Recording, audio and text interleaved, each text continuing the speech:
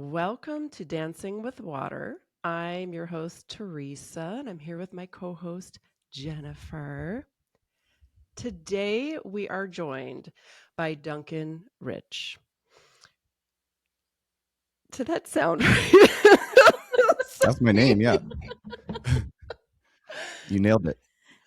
I have serious, menopause mom brain. And I'm like, is that the right word? Okay, I'm going to start that over. Okay. Welcome to Dancing with Water. I'm your host, Teresa, and I'm joined by my co host, Jennifer. Today on the show, we get to welcome Duncan Rich. Duncan is a father, a husband, an artist, a facilitator of somatic men's work, and a co founder of MELD, a men's wellness company.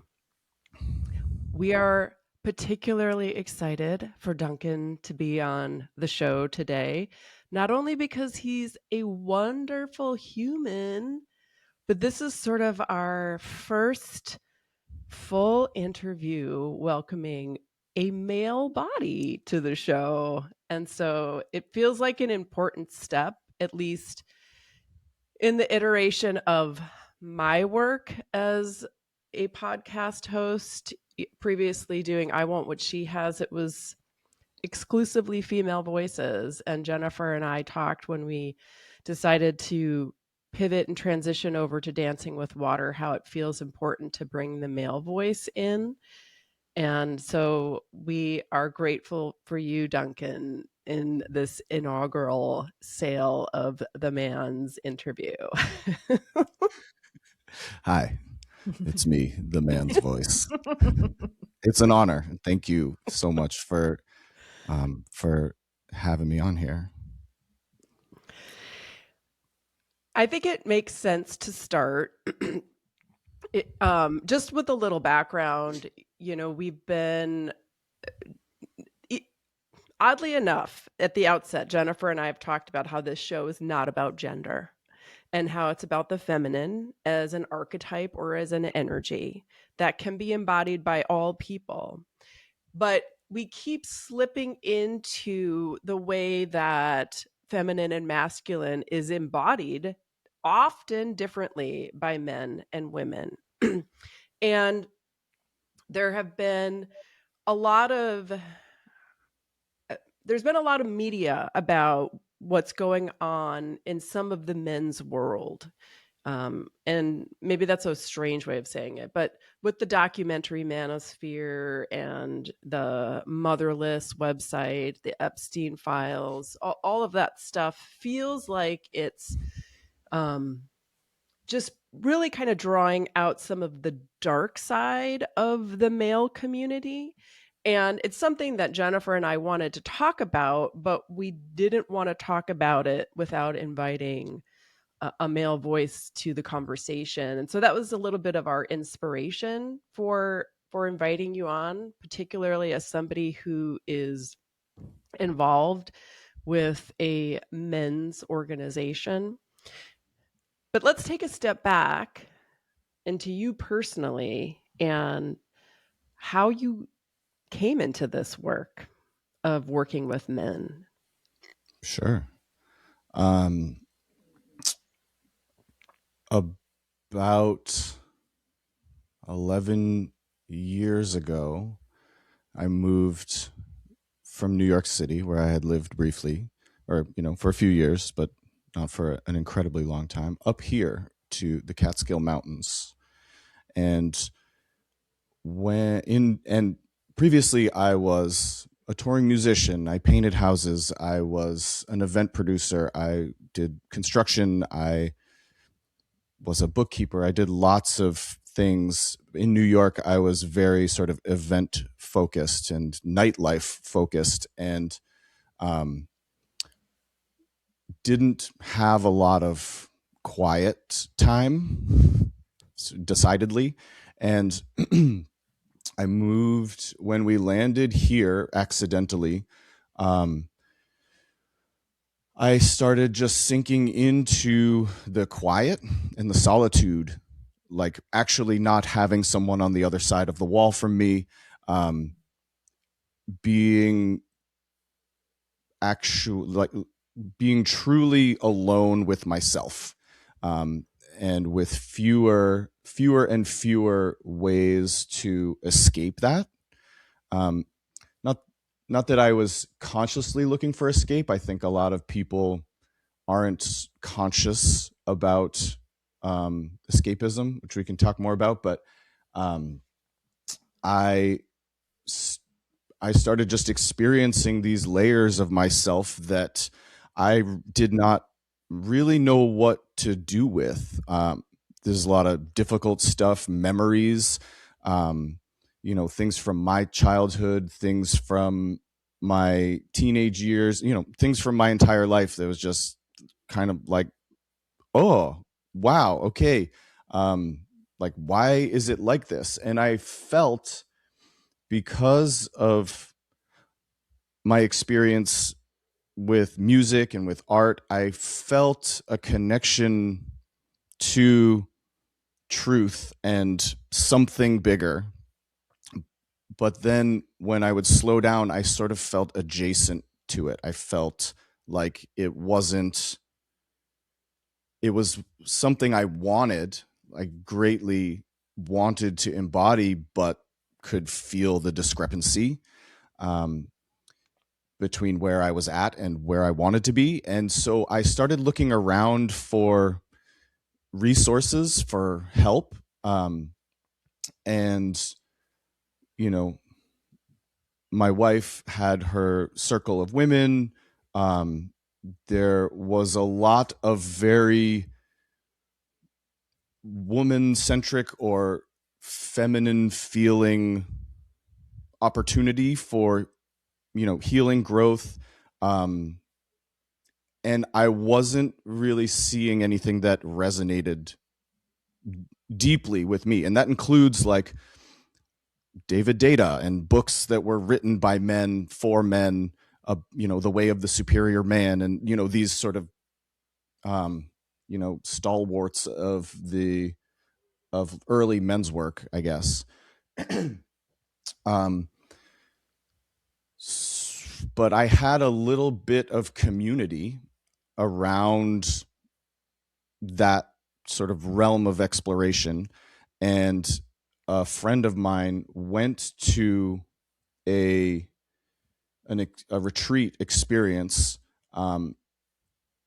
with a man named Owen Marcus, and Owen was leading and teaching, and he came back, and one of the things that they sort of handed out at this retreat was, here are sort of instructions for starting a men's group. Here is like the script for your first 12 meetings. Here are the exercises that you do. Here is the frame that this fits into, and the approach, and how to sort of gently start building this practice into your life. And he came back and he said, Duncan, this is what we need to do. And I was all in, and we started that men's group. And we met every week for years and years and years. And a couple of years later, um,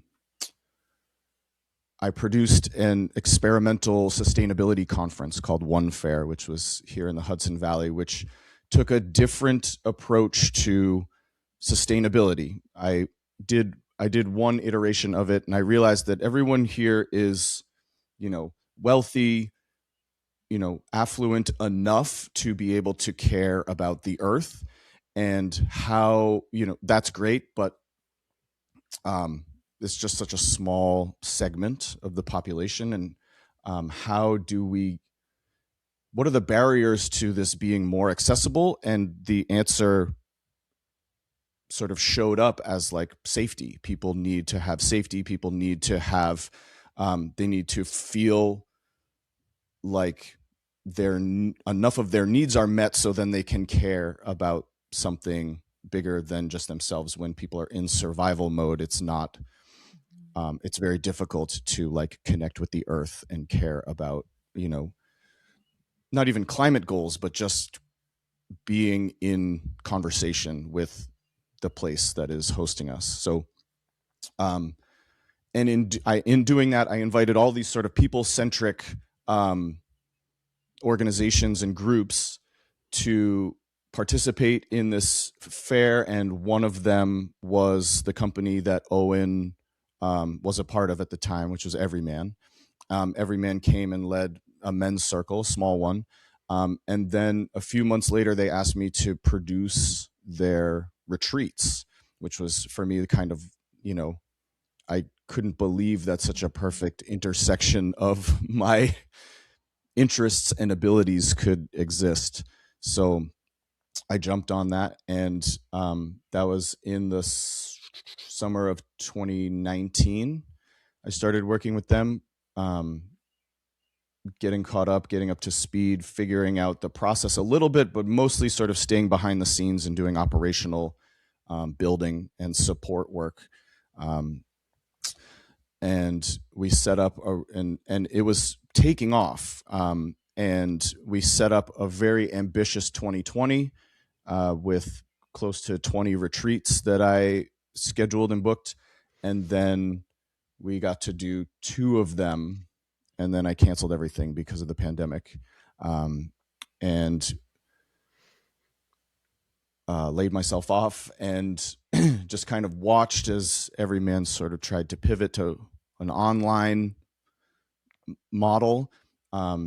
Reinserted myself later that spring to help with sort of digital production, and then from there just kind of deepened my involvement in the organization, on all the way to the point of you know making a play to get myself some ownership and equity, as well as ownership and equity for Owen, who was not an owner of that company. And that deal fell apart, and we left at the end of 2023, and we started MELD, doing this somatic, body-based, science-backed, communal men's work that Owen has been cultivating for 40 plus years. Owen Marcus is my teacher, my mentor, my business partner in MELD, and sort of the creator or distiller of this method that we use for nervous system regulation, somatic awareness, and really addressing those unconscious patterns that kind of control us when stress hits. So I'll leave it there for now. Yeah, no, that's very that's helpful. That paints a beautiful picture. And the next question that arises for me is, I guess it's sort of related to this notion of somatics. I've often heard people say that men have a hard time listening to their bodies because it's not something that they've been trained in or practiced in, or who knows, maybe it just isn't the way the male body is designed with different hormones, right? I don't know what the answer is, but I'm wondering if what your relationship to that kind of work is, and if you've gone through challenges with connecting with your body. We'll start with you before we talk about what you're seeing with, Sure. with the men that you work with. I'm imagining as somebody who you describe sort of landing into nature and slowing down and being really confronting in the quiet, the different layers of yourself. If that was the thing that helped you do that work, or if you had to practice it and train it in order to listen. Absolutely. It's absolutely a practice. So I believe, and this is based on not only my experience and what I've witnessed, but also like the data and neuroscience, and neurobiology, we are all born with the ability to feel, and we are all born with the ability to express and to process, and to process our experiences. When you look at a baby, male, female, any gender, um, a baby has no trouble expressing what they are needing. It's not in the language that we have decided we are going to use, but it is a very clear expression. And if you spend some time with it, you can tune into what that baby is needing, and small child. And those skills, so these are natural skills. These are skills that have allowed humans to survive and thrive over the course of our evolutionary trajectory, the felt sense. And these skills in everyone, and especially in boys, are eroded very quickly by stress and family and trauma and culture and life, just life. It's the water that we're swimming in right now. Um, and so, to bring this back to myself, I have found that with practice, I can reconnect with those skills. I can reawaken those abilities. They're not that far away. They have, and for some people, they might be closer than others, but they are there, and the signals that awareness is communicating to you is still being communicated, and learning how to listen you know is one way to sort of chunk down what we do. That it's a huge part of this practice, which is, we call it a practice and we have the science to back it up, but this is just, people have been doing this forever. We didn't invent this. This is just awareness of your body and the information that is passing through you. um, um, you can slow down and tune into um, that information, into those signals. One of the, but okay, so because I work with a lot of men. Men like facts and they like science and they like proof and evidence, and so that's one of the main reasons we lean into the science. And it's more, we try to keep it from being too clinical, but also like evidence based. And so there's a gentleman named Dr. Stephen Porges, founder of polyvagal theory. And polyvagal theory, which is based around the vagus nerve and how stress impacts the body and how your nervous system works under stress and pressure and also relaxation. And 80% of the information in your system originates in the body and flows up to the brain. So when you have an experience, 8 times out of 10, first you have a physical experience, then you have an emotional experience, and then you have a cognitive intellectual experience. Mm-hmm. But we exist in this world that is very top down. It's very intellectually driven. How do I think about this? What do I want to how do I discern this? What does this mean about me? And all, there's all of these intellectualizations, which is fine and good. And another of the reasons that we have survived and thrived, but it can't be the only avenue of exploration. And there is an incredible wealth of knowledge and feeling and connection that is available, that is largely just going untapped. And so for myself, this is not a practice so much as like I need to set aside 2 hours to go to the gym kind of thing. It's momentary. It's in the moment. Like I'm doing it right now, and it gets built into it comes back to become sort of reunited with our operating system. And, we do it and we mess it up and we get the wrong thing and we learn and we keep going and, we try again and we slowly deepen our practice, just like with yoga or like with going to the gym. The more you do it, the better you get at it, the more you're able to do with it. When you say you're doing it right now, can you break that down? Can you describe what that doing that means? Sure. Yeah. Well, so in this context, I'm feeling my heart is racing. I can feel it actually like in my throat. My arms are tingling.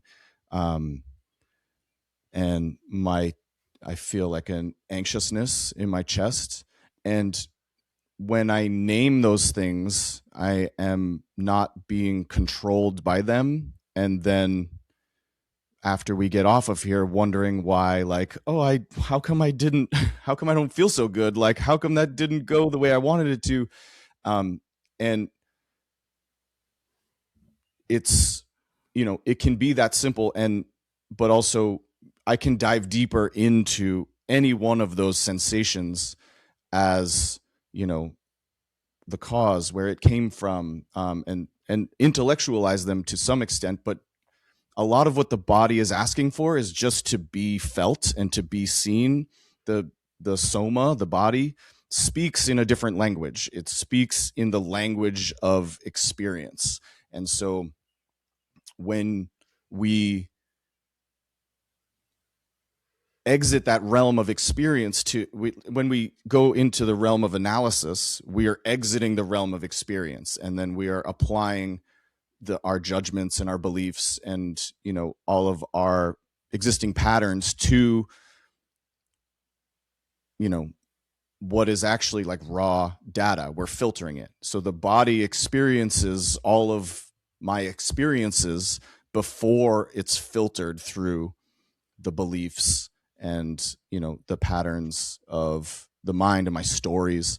The body is always in the present moment. It's always telling the truth. It doesn't care about my stories or my beliefs or my it it's pure, it's innocent. The body is it's just telling it like it is. And so when we can tune into that, we can down regulate. And for a lot of men, we are stuck in this kind of stress response where we're in the mind, and when we're oriented towards the mind, we are oriented towards, we're being pulled into the future or into the past to some degree all the time. And when we are oriented towards the future or the past, we are oriented toward the external. When we're oriented toward the external, we are oriented towards threat in some degree. When we orient towards the body, we are orienting towards the present. This is only something you can do when there is safety present. And so or you sort of like work it backwards. You orient towards the body, and that tells you that you are safe, and then your system down regulates. The hormones of stress stop flooding your bloodstream and your tissues. You down regulate. And then from there, you get to sort of respond instead of react. And that's a huge part of what we do, is building the functional capacity to respond under stress, under the stress of very real life, instead of react. And by stress,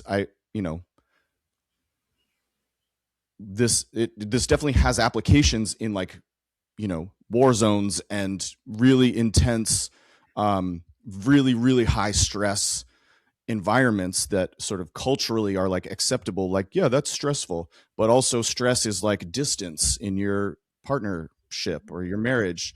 Um, you know, going to a job that you really don't give a shit about or or feeling like you want more from life. Like this creates dissonance and it creates stress.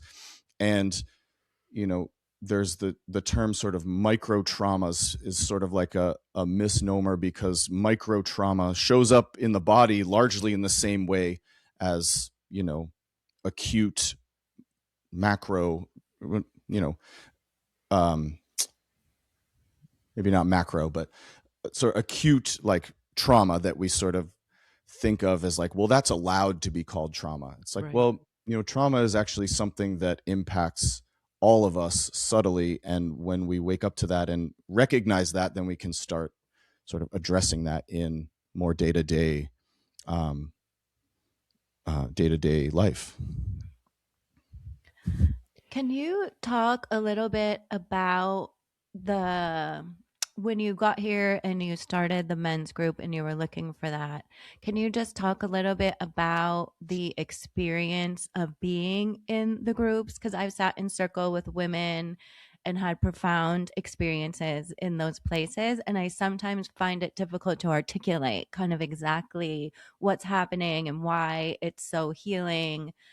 So I would love to hear from your perspective, either from your own experience or what you see when you're holding these spaces for men, just a little more specificity around like what's happening in those groups and how that's impacting what happens out in the world when you take that out of the circle into the world. Yeah, absolutely.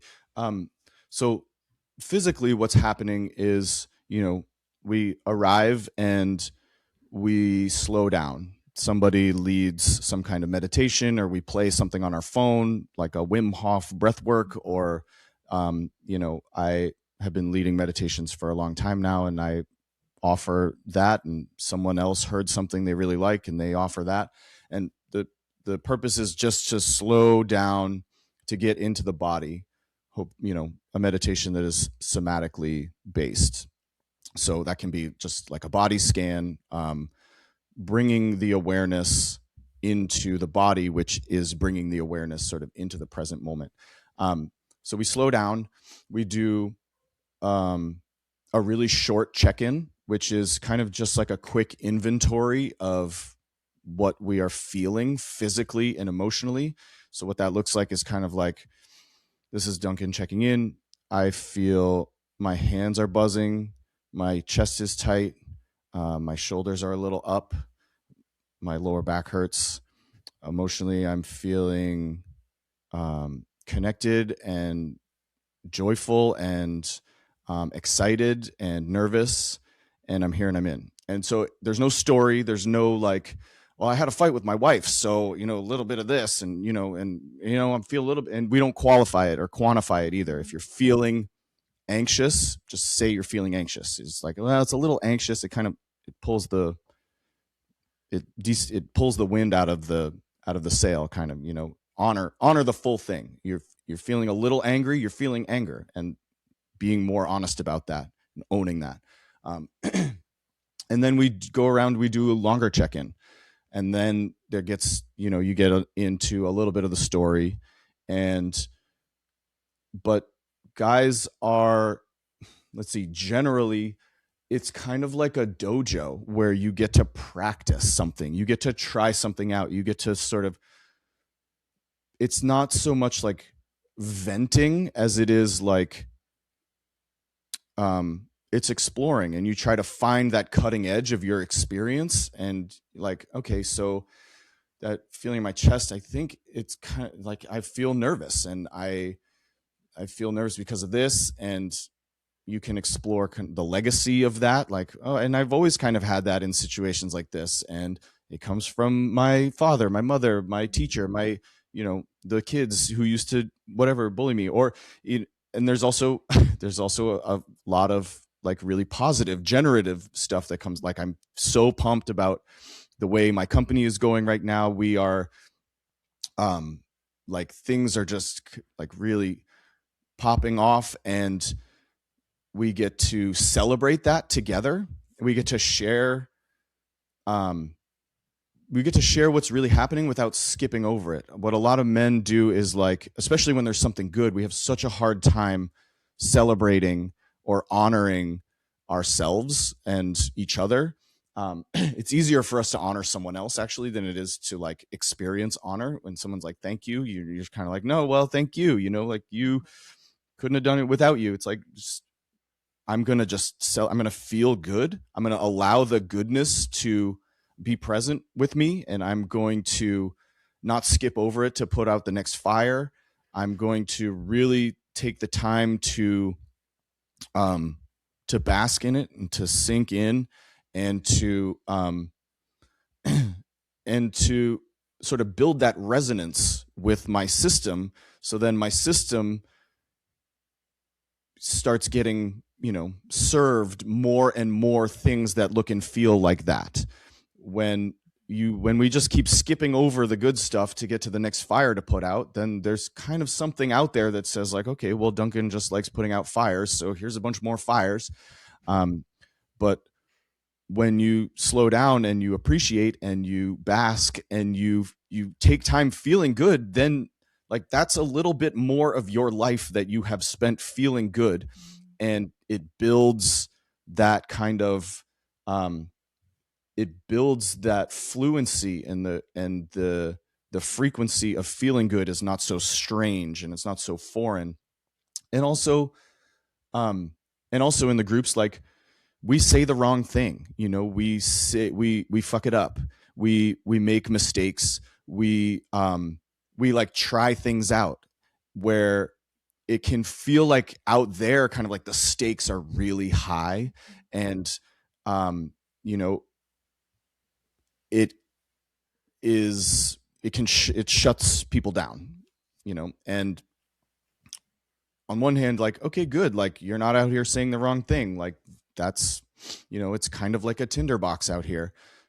But also, like, how are we going to get to the right thing if we can't mess it up? Like, think about being a kid and like practicing. It's a practice. It's okay to say the wrong thing, and then we also hold each other accountable. And when things start, if something feels kind of dark, like, it's your responsibility to call that out. It's your responsibility to say, like, so everyone else in the group is also, they're resonating with you, with your story, with your share. And they, we can either be like, you lost me, man. This is like, sorry, I want to know how you're feeling. I don't want to hear about what you had for breakfast and blah, all that stuff. Like, I want to really feel you. When you are feeling you, then everyone else around you can feel you also, and you can become felt. You can be more felt in the room, with your family, with your kids, with your at work. And so we try to keep each other to that standard of, like, I want you to be feeling you so that I can feel you, and I can and it feels real. And that's connection. That's real connection. Like, we have connection beyond just like, yeah, we end up at the same bar and we, watch the same game, and, we like the same team and stuff like that. Like, damn, I really felt when you were talking about this. Like, I've felt something like that too. Like, and it builds connection, builds resonance. And we often think that, we're going through these things alone and we're the only one and no one is going to understand. And everyone has their own story, and there is a striking amount of similarity between what a lot of us are going through or have gone through. And it builds like a kind of brotherhood that is, is not just readily available out there in culture, given the dominant sort of paradigm for how things are at the moment and have been for the last while. And so, given that dominant paradigm, right, where men are kind of expected to repress their emotions and not have those feelings, how do they find you, right? Like, how do they find a men's group and decide that's something that they want to do? Like, how do they say, like, oh yeah, this is something that would be valuable for me, if they're not even really aware that that's something that they're allowed to do? Yeah. I mean, that's a great question. And that's kind of like the $1 million question for the company. But what we are finding is this is something that resonates like so deeply with men when it does reach them. We have been pretty much entirely word of mouth. People come to an experience of ours. We do courses, we do online trainings, we do in-person trainings. We train coaches and therapists to build our method into their practice for working with men. And we do free events, and we have free stuff online also. When not everyone, but when they find it, it sinks in. So how do we reach them? Is stuff like this. We have a number of sort of outbound initiatives in the works right now. The way that we talk about it is also really important, because a lot of the healing space is very feminine. It's very feminized, or it's like, we're going out to the desert, we're going to wrestle, and you're going to have this rite of passage, and that stuff is cool also. It doesn't it doesn't help you work with your patterns that have been holding you back, but that stuff, those are important experiences to have, or they can be. But so, for example, us at MELD, we don't talk about masculinity. Masculinity is like a trigger word for a lot of men. It's like, oh God, okay, someone's going to tell me that I'm bad, and someone's going to tell me that, like that I don't know what I'm doing, and and it just builds further. It increases the gap and the resistance, and it builds the walls. We don't even use the word emotion very much. We don't, there's certain angles that we come at it, like we're building resilience, expanding functional capacity. We're training. We are, we are getting sort of command of ourselves. We're learning to respond instead of react. And so the way that we approach it is we try to position it in a way that, just like a regular guy can be like, okay, this resonates. They feel the resonance. We've got the science. We've got the history. My partner Owen is he'll be 73 this year. He's been doing this for a really long time. He studied with very early somatic, pioneers of Hakomi, Ron Kurtz, and Peter Levine, and we pull from a lot of different, somatic lineages, and distill it into this thing that sort of culturally fits for men. But I guess in marketing, there's this term of like friction. It's like decreasing the friction. And as a guy who came to this work just as like a guy, I can feel the friction. I feel the friction when I see the stuff pop up on my feed, and it's like, okay, this is like, it's very Instagram friendly, but I'm not doing this, like I'm not going to go, this just isn't it for me. And for some people it is, and that's great, and they can absolutely go do that. But for me, I want it to feel like, normal, and like it fits with my interests and what I value and what I find credible. And so slowly we are reaching more and more of those guys. And, you know, off the back of our trainings and stuff is when we get kind of like the biggest sort of influx or windfall, because people are like, oh my God, people tell us they get more out of a weekend with us than they have in decades of therapy. And that's not a dig against therapy. It's just a very different kind of thing. Yeah. And this work works really well as a complement to therapy, because you can get past some of those blocks and get past, or at least get to know some of those, like where those blocks actually are, and then go and do work with your therapist or, you know, whoever you have. So yeah, I hope that answers your question. Yeah, for sure. Thank you. Yeah. Can you help me understand what you mean when you say masculine is sort of a triggering word? Sure. Yeah. I think it's the context that it's been used in, and the context of where a lot of men are coming from. You know, not having this vocabulary, feeling like our options are just largely limited. You know, whether that's true or not is, you know, what we are trying to open up the awareness of, but feeling like, okay, I can't bother anyone with my problems. I have to do this alone.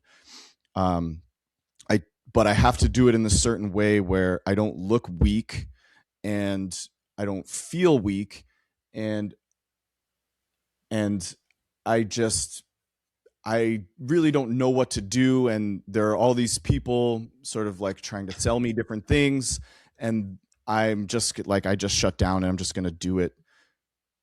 You know, I'm just going to keep going the way that I've been going. Masculinity, the word masculinity is, you know, it's used on the news and it's used in podcasts and it's used in, it's kind of like, it's disembodied. It's been cut off from the experience of what that is. You know, in this piece I was reading yesterday, the Elaine Kalila. Kalila piece, you know, she talks about the like the noble father, and that is just like, you know, we can think about that, but we don't know we don't know how to be that. And so masculinity is kind of like, it's over there, you know, unless we're doing the performative kind of like, oh, I go to the gym 20 times a week and, you know, I treat people like shit, and I get really angry and I dominate, and like that's masculinity. And that's what on Reddit, like that's what masculinity has come to mean. And we're not that. We don't do that. And so it's you know, if you came to our website and you saw like embody the divine masculine, you know, people would be like, what the hell, you know, like no, you know, like their wives would be like, honey, you should do this. And they would, and the men would be like, that's not for me. So, and we just kind of follow the signals. You know, we've gone through all that stuff. We have like, we've tried, we've thrown a lot of stuff at the wall. And what works is, you know, just kind of like, do you feel how you thought you were going to feel? Do you feel the way that you want to feel? And a lot of men answer like, well, yeah, but it just for this and this and that, but yeah, pretty much. And then they have to be the one to make the leap of being like, oh, you know what? Like, no, I don't actually. No, wow, that's so cool. You called out, you don't even know me, and you knew that I sort of feel adjacent to the thing that I want. You know, even men who are successful, and sometimes especially men who are successful, you know, they have a decent job or they own their own business and they have a family and they graduated college and they make good money, but there's this feeling of don't want to say emptiness, but lack of fulfillment. Mhm. It's like, where is the fulfillment that I thought this was all going to yield? Mhm. Where's where's the payoff? Like, and it's not, it's not in those things. It's not in the money, and it's not in the status, and it's not in the cars, or the, whatever that stuff. It's Mhm. inside, and it's obfuscated by these patterns that we can kind of get into, like, the the the science of it. Like, it's blocked by these patterns that we learned very early on of how to shut ourselves down. Mhm. And you know you can, well, my mind just went in like three directions, but um you know we when we're young, we experience sort of not getting what we want, and that's normal or normalized. But also, then we don't have the ability to, like, express that makes us upset. And when a child is expressing that they're upset, a lot of times the parent is like, stop, you have to stop doing that. And the child, can either say, like, okay, I'll stop doing that, or they'll say, fuck you, like, I'm upset. And then it gets worse. Then the punishment is, then the repercussions are worse, or the love is withheld, or whatever it is. And and that creates a lot of discomfort in the body. That creates, like, just, it's unbearable, it's unlivable. And because our nervous system is designed to avoid danger and avoid discomfort, we then turn away from those sensing mechanisms. We disconnect ourselves from the thing that is screaming at us that, like, this is messed up, like, you don't want this. But it's like, well, there's nothing I can do, because especially as a child, you don't have agency. You can't say, like, all right, well, I'm out of here. Like, you just have to deal with it.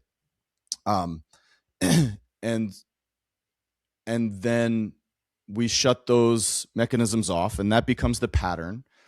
And we're able to sort of accomplish enough of what we need to accomplish that it just becomes the way that we are. And when I see people writing about how, you know, a lot of the issues in the world today are caused by our inability to feel what our true experience is, that's very resonant for me. And I honestly believe that. And I have also seen that you can't just come out and say that and expect people to get on your bus, So um it's a very tricky fine line. But it's getting wider, it's getting less fine, and it's getting broader. And there is more and more, even in the sort of 10 years that I've been involved in this kind of work, like the proliferation of organizations and men's groups and people practicing somatic work in different capacities for men and women is becoming much, much more widely accepted. It's still just like a tiny fraction of culture, but it's moving in the right direction, I think. Despite current events and all the horror of the present moment, that is also very real.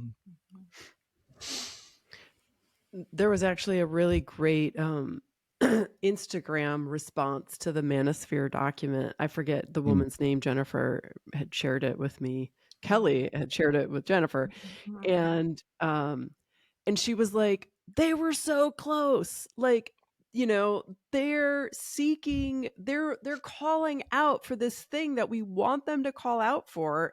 They Mhm. just landed kind of in the wrong crowd. Mm-hmm. And that's my language. And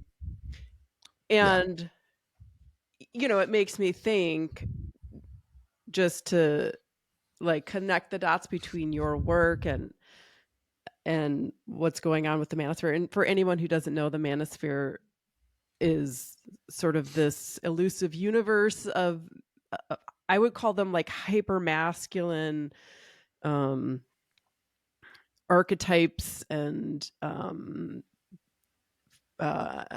I would say it's toxic masculinity, and that's where like the word masculinity I can understand can be triggering, but it really is like a hyper masculine in a toxic way, where it's like a lot of money, many wives or many girlfriends, and you can see the followers of these people are really seeking connection, and at the heart of it, that's what they want. And so they have found this community that's welcomed them in, of course.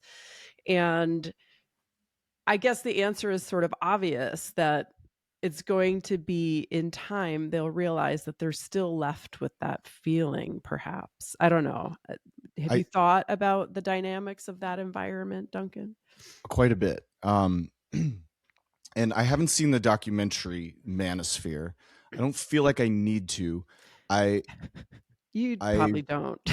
I I couldn't I watch mean, it all. It's it's pretty it's not just, like a look away kind of thing. It's just like I'm busy on like a solution. Like, yeah. where's the solution? What's like, okay, so what do we do? And it's not like, yeah, like find your people and sort of lofty goals that it's like, okay, but I am blocked from doing that. And so it whenever I trace whenever I trace sort of like, okay, what's the obstruction? It's your patterns, it's your patterning, it's your nervous system. You were taught that it's unsafe to do this and that. But um the manosphere has come to be like Andrew Tate and Joe Rogan and whoever else. And but the manosphere is actually like, it's full of people who originally it was kind of like, it's full of people that are doing good also. You just don't hear about them because of the way algorithms work. And so like the garbage that drives positive and negative feedback is the stuff that rises to the top, and then that takes over, then that dominates the conversation, and then that's in the news, and then that's like what people think the manosphere is. I've been on dozens of podcasts with men who are doing great work, with relatively small followings, because they're not, it's not a money grab. They're not selling a multi-level marketing scheme kind of thing or whatever. And the hate is what elevates a lot of this part of the conversation. And I think there is some really great work being done combating that. A lot of that work is top down. A lot of it is like, how can we legislate? How can we sort of make things up here different and then have that kind of like trickle down? And that's really hard to do. That takes a lot longer. You don't have like UFC or like all these comedians or all of this cultural cachet on your side. You just have like doing good, and that's not that sexy at this moment in time. Now,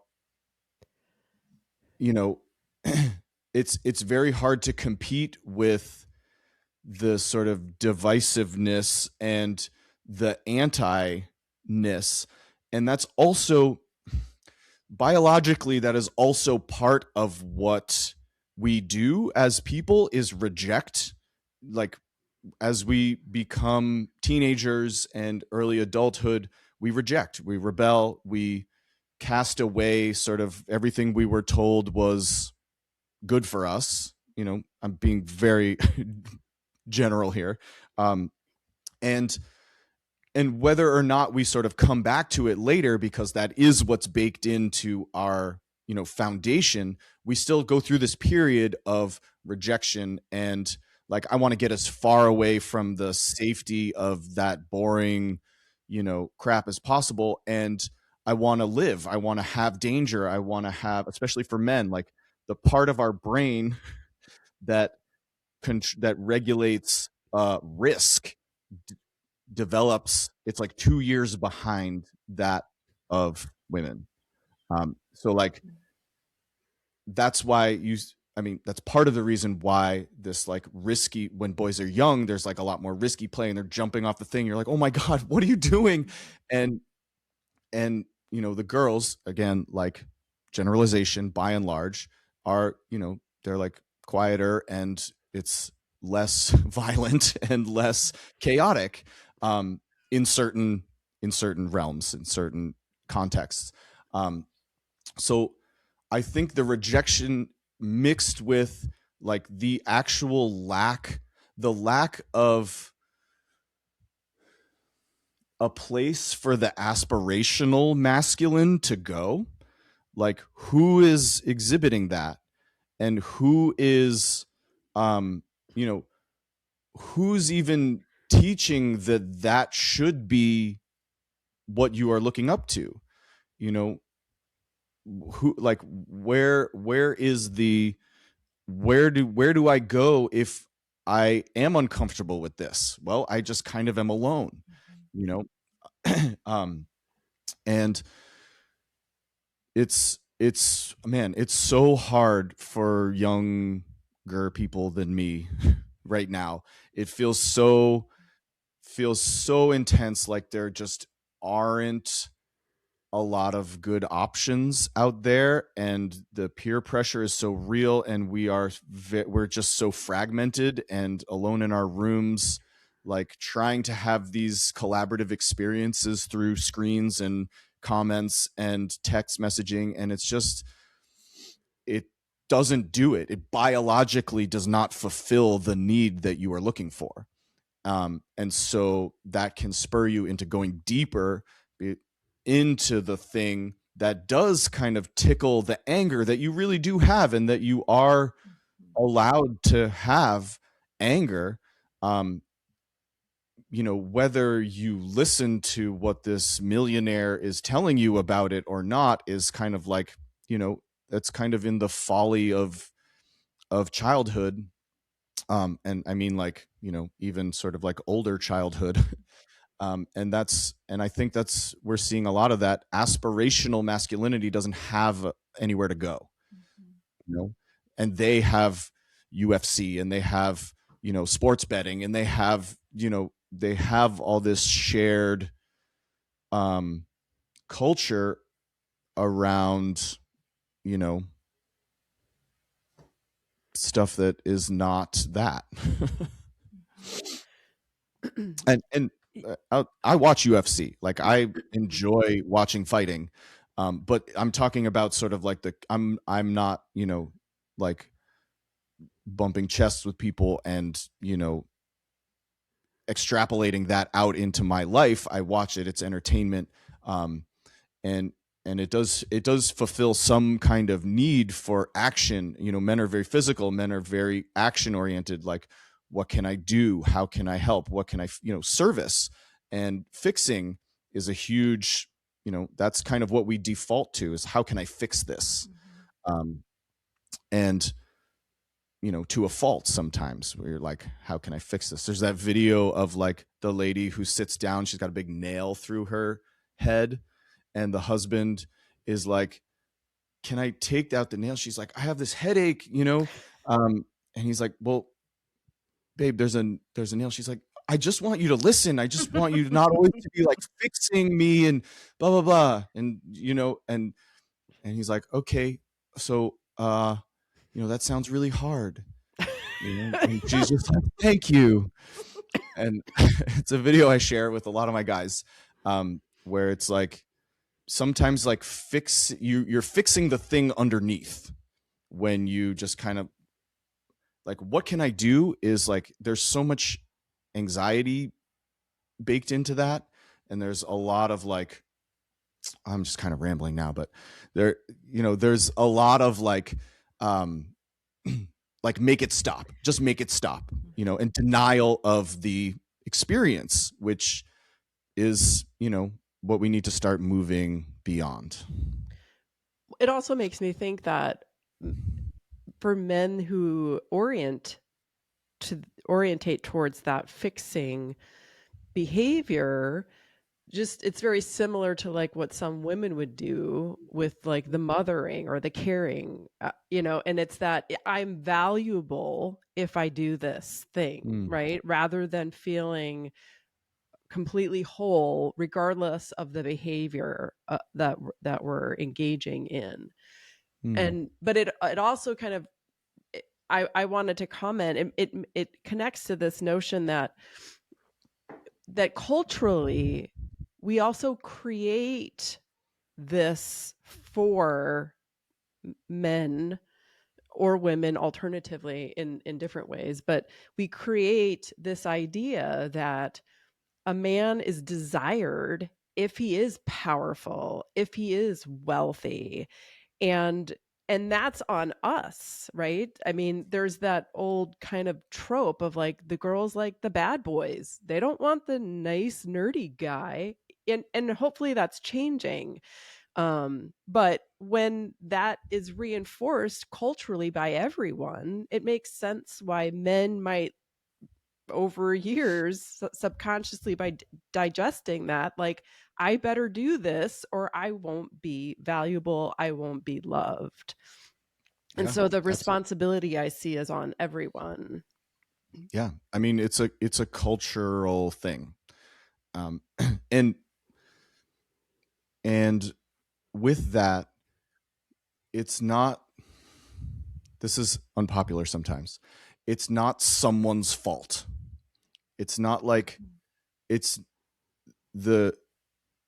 I tend to come from a very compassionate, like I look for a very compassionate lens to view some of this stuff through. But like, so if these are your patterns and they come from your family, and which is influenced by your culture, and it's just kind of the water that we're all swimming in, like, then yeah, like going against that is countercultural, and going against that is like, it can be dangerous.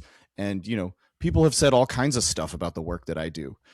And I have the felt experience of what it's capable of. And so the criticism doesn't bother me, because I can feel grounded in the experience of what's true for me. But because this is the water that we're all swimming in, like, we get this stuff from our parents. Where did they get it? Well, they got it from their parents. And where did they get it? Well, on and on and on and on, reinforced by all of the pillars of culture. So it's not your fault. And it is your responsibility if you want to change something, if you want to make it different. Waiting for the policy to reflect, the certainly not today, like that's doesn't feel like it's coming from up there. It's coming from us, like individuals collectively en masse. When the cells, like each individual cell of the body starts waking up to health, then the body as a whole becomes healthy. And that's a bottom up, that's like, grassroots or whatever you want to call it. Like that's a bottom up solution where you are making the change in the smallest possible circle that you can affect, which is the self. And you start feeling better. And then you start doing better. And you start doing better, and then your family starts doing better. And this has a ripple effect. Your family starts doing better, and then your community starts doing that much better. And then all these families are doing a little bit better, and the community is doing that much better. And then these and so it goes up. But it starts like doing your work, what is keeping you. It's not, well, in some cases it is the legislation, but also there's a lot that you can do. There's a lot that you can take personal responsibility over. And, you know, and that was also like a driver for me early on. It's like, I felt, and I don't think about this so much anymore, but I felt this like, I'm white, I'm a man, like the only thing stopping me is me. And that was this kind of like motivation of like, bro, get your shit together, you know, like go into the things that are stopping you. And that was part of my fire. I don't think that needs to be part of anyone else's fire. But it really does start with me, with us, with you, with the individual. And the kicker is that is the fastest way to feeling better, instead of waiting for the policy to trickle down or the culture to shift. Like, we shift the culture by doing something else. And I really, really, really believe that that is possible, and that is, it's beginning to happen, and it's happening slowly. And it's just, you know, because it is based in slowness, in slowing down, in feeling, in grounding, in connecting, like it's going to be a slower move. It's going to be a slower shift than, you know, like, bam, new flashy thing, everyone's doing it, you know, it's gone in a couple weeks, but that's what everyone's doing right now. And we want it to be slow, because slow is sustainable. You know, in our work, you know, with a lot of my guys, we go slow to go fast. Like, you are going to make sustainable gains the slower you can go, because you are building stably. You are stably building, and the foundation is secure. I love that you're bringing this in, that the work starts with the individual, right? Because I heard that for years and years before and I was like, but that's bullshit, right? Like, we have to do something bigger. It's not about just like working on myself. And now I really and truly believe that. And I also think, like, bringing it all the way back to something that you said earlier, is it's not easy to do that, right? Like, it's easier to look outside and say, like, no, I have to go fight the system, I have to go do this, I have to go do that. But when you really sit down, so sorry to bring it back to what you said earlier about escapism, right? So looking outside at all of the other distractions that there are, like, it's easier in some ways to go do all of those things rather than getting quiet and looking inside and doing that work. Yeah. And you know, that's where the term sort of bypassing comes from. Spiritual bypassing, or, you know, political bypassing, or whatever, you know. Yeah, sure, like, do the activism, do the world change, you know, build the app that is going to change the world, or whatever, do that stuff. But if you aren't also doing it from a place of like grounded authenticity, then that is going to be baked into your app also. It's going to be baked into your activism. Your activism is going to be limited. It's going to be, you know, it's going to be more limited than it could be. You know, activism is great. And, you know, we talk about going into the underworld, and, you know, going into the shadow, and really having that, like, being purified by the fire of your own self exploration, and your own, you know, self galvanizing, and, you know, the death of these old parts, and like the rebirth of this noble father, this, you know, this one who knows, is, it's, you know, right now we're all sort of like, you know, not all of us, but right now a lot of people are sort of pretending to be that, or pretending to be some version of that, or, you know, sort of not pretending to not be some of that, and just not giving shit about that at all. But, you know, that is not going to happen by outsourcing your energy, or by you give as much as you want, as much as you can, but that's not going to get you further on your inner journey. It's not impossible for it to happen along the way of some of that stuff, but that work really has to be done and integrated, somewhat, to some extent. We're not talking about everyone needs to be the most noble, um, you know, person or father that's ever lived. But like, if you introduce even 5%, if 1%, if you introduce 1% more of this into your life, like at scale, that's a very different world that we're looking at. And referring back to Elaine Kalila's Substack piece about living in a fatherless world, and she talks about the noble father, I was trying to go back to the actual language that she uses when she talks about, one of the aspects of the noble father. And it was something about like, having this like sacred duty to protect, something like that. And, it makes me think about how we live in a very different world than, the world is actually more safe now, right, than it was probably centuries ago. And so there is like literally less opportunity for men to have to step into that protector role.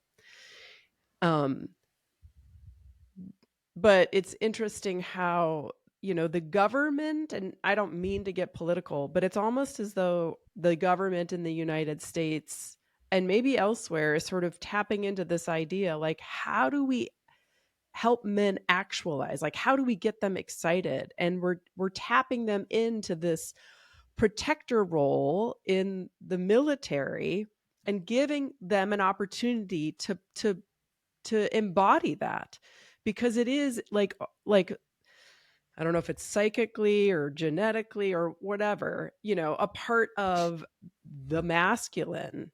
But again, it's not being employed in a way that I think is useful. And that the question then becomes, how do we, if that is an important part of being in a masculine body or embodying the noble father, how do we help men connect to that in their everyday life, where they're not having to defend from wild animals or a warring, neighbor? We don't have those types of situations anymore. So it's almost like we're manufacturing them so that we can be these protectors, but that's not actually helping society. And maybe that's not something that you need to answer right now, but it's just a thought I had about the noble father. Yeah, And I maybe that's definitely respond to that, but also just what you think the noble father is. Yeah, that I don't know that I know what the noble father is, and I was thinking about this a lot. I think it's not something that I feel, and maybe this is just because I don't embody it, but it's not something that I feel like is sort of like, I'm being the noble father right now. It feels like something that is maybe appreciated in retrospect, or like, looking back, be like, oh, I did pretty well, but maybe not. I don't really know. It's sort of an open conversation with myself that I'm having right now. Yeah. Of I do think that there are some inherent traits or abilities of the noble father is a protector, and of service and a provider, and you nailed it on the landscape has changed considerably. I mean, almost entirely, especially certainly from like where we come from evolutionarily. Our threats are no longer physical. They're an email or traffic, or I mean, traffic I guess is kind of physical, but they're an interpersonal relationship conflict or distance. It's not so clear cut as like, I'm going to fight this thing off, or I'm going to gather us and we're going to get out of here. We're going to flee to safety. But our nervous system reacts the same way. Our nervous system treats every threat like it is a bear. So like we respond or react in the in the same kinds of ways that we always have, and it's it's less appropriate for the circumstances, and it gets confused and it gets jumbled and it gets like, we also have the gift of this prefrontal cortex that has rational thought and can decide. For a gazelle, like there's no thinking involved. There's a predator, and just like, it's this close, I'm out. Like, that's it. There's no like, is he coming after me? It's like, but we do that and we also sort of straddle the line between predator and prey, evolutionarily speaking. Like, we are hunters, and we also like have physical threats to our safety. And we get trapped, and culture impacts this also. Like, we get trapped in like, well, I should be able to fight. The only masculine response to this is to fight, and to fight better, and to win. And that's not a choice that you get to make. Like, on the nervous system level, this is happening without you. You are either, something happens and you are going to fight, or you are going to flee, which is also a very, very successful way to survive, evolutionarily speaking, to just get out of there, get as far away from the threat as you can. Or you are going to shut down. You're going to freeze. You're going to prepare for death, which is in itself is also a survival mechanism. And I have some videos that I share with guys about how that works as a survival, because that is seen as, weak, and it's seen as, not manly. None of this has to do with how manly you are. This is just, these are the parts. This is your autonomic nervous system, and we share the same components with the entire animal kingdom, or all mammals, reptiles, even sort of like pre-reptilian not bacteria, but sort of organisms. Like, when they encounter a threat, there's an automatic assessment of, can I win? No? Okay, I'm out of here. And sorry. And we've complicated things. We've complicated things dramatically. And well, I forgot the question. I mean, it's interesting because I I was lost. thinking how, we use these words, right? That it's being shown as being weak. And even Elaine Kalila, when she's talking to men, and first she addresses the women, and she says, "Don't worry, women, I'm not going soft on men." And so to me, when I hear weak and I hear soft, those are like feminine ways of, it's like a yin way of being, right? It's like softer, weaker, more fragile. Those are yin feminine ways. And so we are still like in this position of culturally of understanding why are we valuing those differently? Like why is softer worse than Mm, fierce, right? Why is it important to be hard on men when we've been hard on everyone, particularly men. So why isn't it okay to be softer with men, right? Why is soft bad? Why is right. fleeing bad?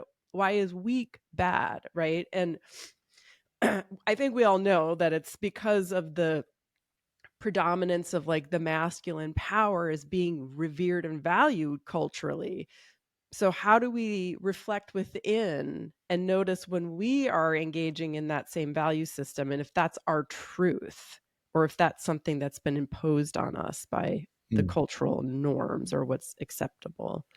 yeah, that's a great question. I have a few friends who are martial artists, and they're involved, and some of them are black belts, and some of them are, extremely talented. And the art of war, Sun Tzu, is like, you know, retreat is that's great. You get to keep your people. Mhm. you know, you give up something, maybe not. But you know, the first question you ask is like, do I need to fight? Like, is this necessary? Or do I have an out here? Can I get out of here? If you can't get out, then you can make the choice to fight. Um, if we're talking about sort of like beyond the level of nervous system response, fight, flight, freeze. Um,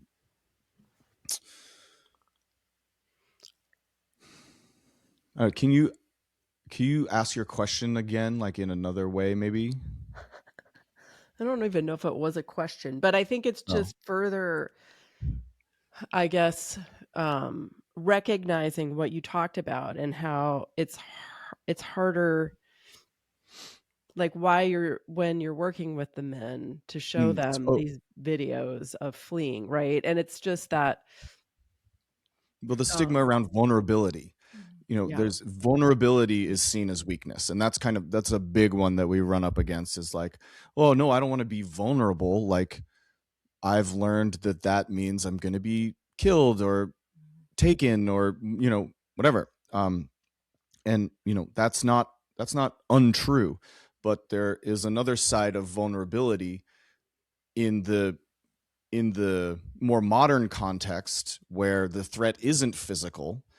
um, Vulnerability is an asset. Vulnerability is strength. It takes a much stronger man to be vulnerable about what is in his way in here than it does for someone to, just build the exterior muscles and repress it and deny and just be like, well, I'm just going to punch through every obstacle. I'm a hammer and everything is a nail. And that's that's what being a man is. And so doing the work to, and again, like we can't say like vulnerability is strength on our website, because people would be like, nope, bye. Um, and, but we can, you know, teach the skills of slowing down and awareness and acknowledging and welcoming what is true, which is kind of another way of saying vulnerability, and and then be practicing those skills and then say like, cool, you are like this. Look at the power that you now have from this vulnerability. And another way we frame it is assertive vulnerability. This feels risky. I'm going to lean in. Like, babe, this is like, I have a lot of feelings about what I'm about to tell you. I'm scared that you are going to get angry at me, or I'm scared that like what this means, but here it is, like, and bringing the vulnerability to the scenario builds trust. The other person, the people in the room say like, oh, this guy's being real. This person is, he has the strength to admit that, whatever it is, something isn't perfect. The pressure is for us to have the answer for everyone, to be the roof over everyone's head, to provide, to take care of everyone else and put ourselves kind of last on the list. And then like, how this showed up in my life is like, okay, well, if I take care of her, or if I take care of them, then they'll be okay and they won't be bothering me, and I can then like have some time for myself. But that time never comes. Like that doesn't work like that. Like there's always something, there's always more stuff. And if you have no boundaries about like, I need this much for me so I can also fill your cup, then you're taking an approach that includes vulnerability. You're saying like, I can't do that right now. You're saying like, I'm going to assert where the line is. I'm going to say like, don't come past here because it's going to be bad, or not right now. Like this is the line. These are the boundaries. And then other people get to know you better when you're not honest about your boundaries, because you're just sort of letting everything pass through. And I work with a lot of like nice guys where I myself am a recovering nice guy, where I am just kind of like the doormat. I'm like, whatever you want. Yeah. Like let me make sure that you have everything you need. That's what I need, is for you to have everything you need. And that's just not true. Like I have needs. There are things that I want for myself, and having boundaries around that, certainly in the beginning, feels like you're taking from other people, and it's really hard. And then you get into all of these questions of anger being really scary, and also having a lot of cultural stigma around it. But anger being in right relationship with your anger is an incredible asset. You get to have boundaries. You get to protect your needs and your interests, and those of the people you care about as well. Like that is the protective impulse, and it prevents violation, and that is sort of the protector emotion, so to speak, when it is engaged properly, when it's engaged like in a healthy way.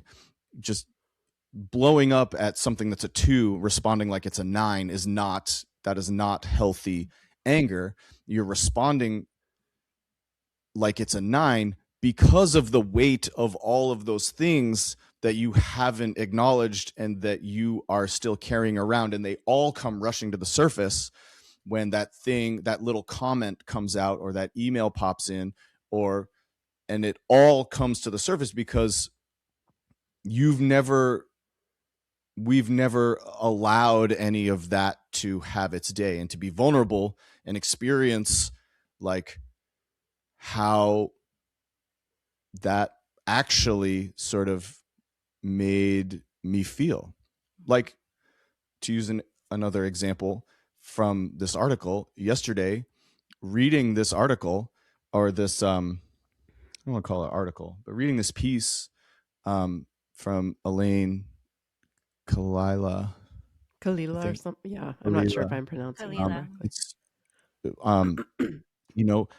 I started just feeling all of these things, and instead of being like, oh, no, come on, like you have calls, you have sessions, you have you have all this work to do, you have all this work to do, like I'm gonna let this run through me. I'm gonna let this out.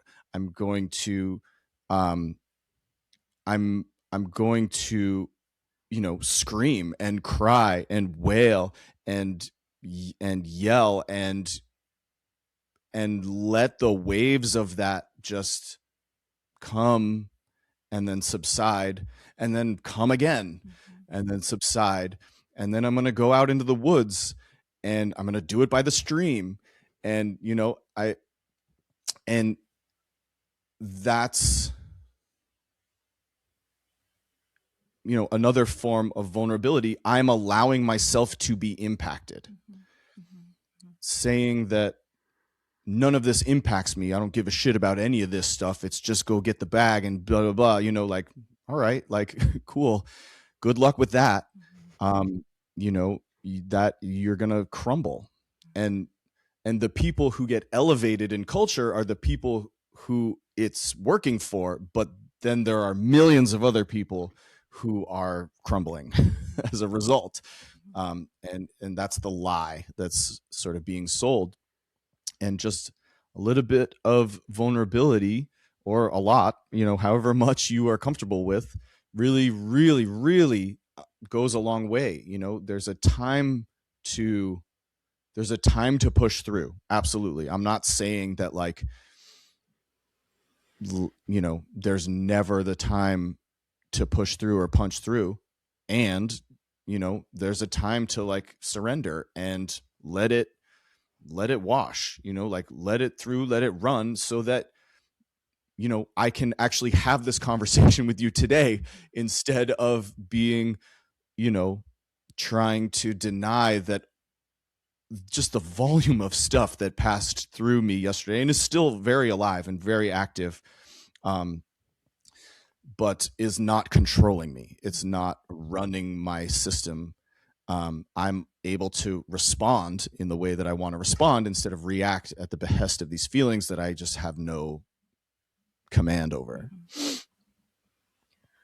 What I really appreciate about a lot of the things that you're sharing is that the work that you're talking about and that you're doing on yourself and with men is very similar to the work that I'm doing and that women are doing too, right? So I'm a recovering people pleaser. I'm working on my boundaries, how to feel safe being vulnerable, like all of these things. And it just feels really good, and it feels very hopeful, and it feels very uniting to sense that like, oh, we're all doing the same thing. Like obviously we're coming at it potentially from different starting points, but it's like the impact of the patriarchy or the toxic side of the patriarchy that it's had across all of us. And it's like very similar work that we're doing to try to get to wholeness and to bring up the words that we don't always want to bring up. But some of these properties are masculine and some of them are feminine. So it's like, how are we all trying to do our work to come back more into balance and hold both of those things like in a way that allows us to show up for ourselves and for our partnerships and relationships and the rest of the world in a more balanced way. Yeah, that's so cool.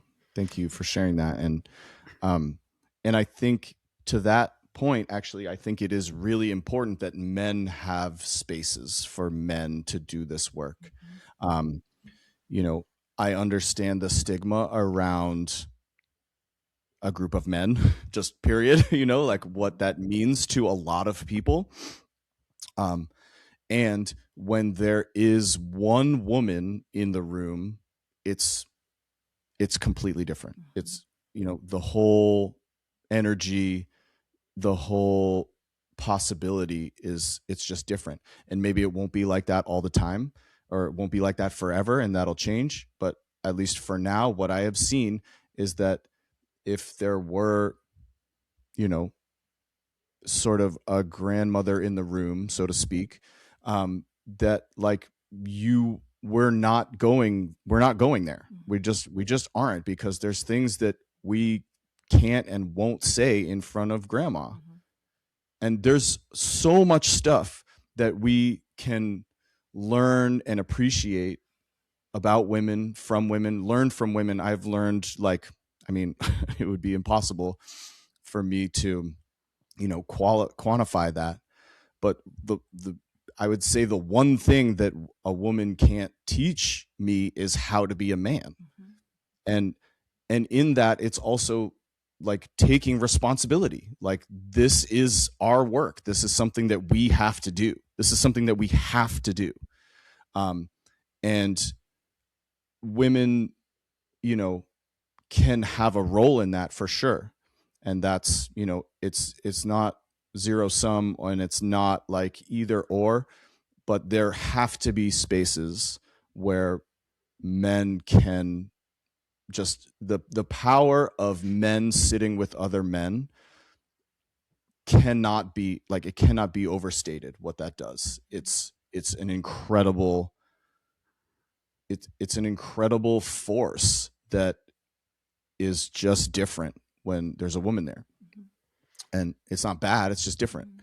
And then, you know, we leave the group and we go home to a lot of us to our wives, and like we integrate there, and we integrate sort of like the work that we've been doing, and maybe the work that she's doing, or just her presence, you know, and it does find, you know, harmony, and it does find fit.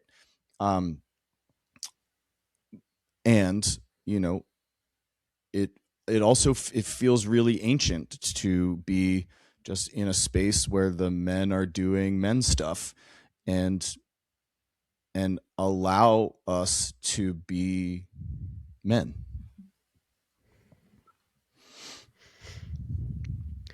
Well, I am personally grateful that you're doing the men's work and holding space for men. I think it is,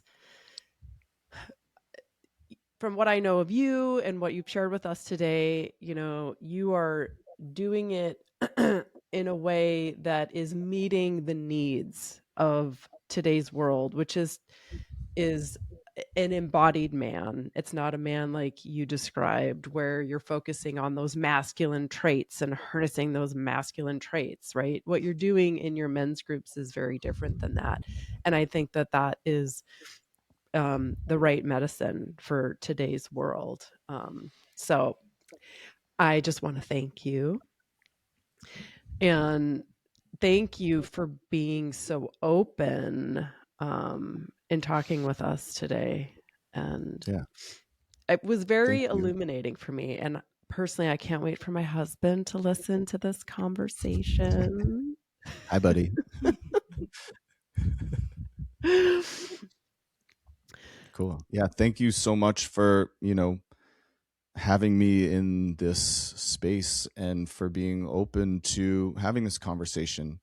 You know, there's a lot of anger out there, and a lot of that anger is justified. And, you know, it also can make it hard for us to have conversations like this. And so I'm really, really grateful for this opportunity, and just to talk about this with you in particular, you guys, and, you know, in general, and to be able to share the work that I do, and to, you know, to hopefully keep us moving forward. So we'll put links to MELD in the show notes, as well as the Elaine Kalila article that we've referenced many times for those who haven't listened to it. And yeah, thanks, Duncan. It was such a pleasure. Thanks, Teresa. Thanks, Jennifer. Thank you guys.